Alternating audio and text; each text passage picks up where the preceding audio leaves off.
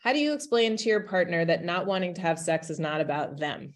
Oh, I mean, do we all live the same lives? It's so crazy.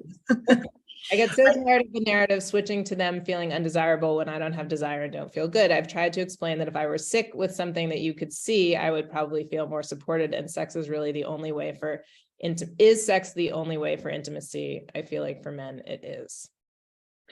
Wow, that's like such an important question. And this is why it's really, really important for women to have access, one, to feel better.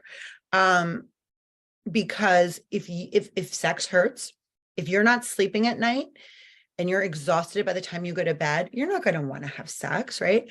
And I think this is where, education is really important. So, maybe letting your partner watch this webinar, because I think we're going to have, this available, down the road for viewing.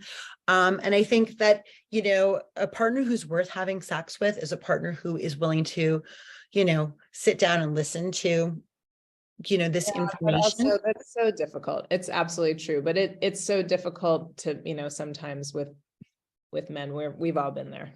Yeah, we understand, but it's really having been there very specifically myself and understanding this question firsthand, I think making sure that you feel well and that you've treated your symptoms, and ultimately, like I had the same conversation when I had to wake up sort of with my husband, like, hold on, this actually really isn't about you. This truly is physical.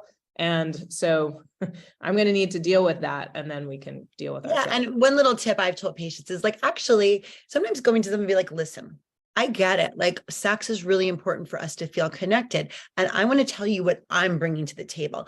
I'm taking it upon myself to go to a doctor, to get information, to kind of like think about how I can help myself feel better. So I'm doing my part because I love you and I want to be sexy with you. You need to do your part by whatever you need them to do. So that's a little tip.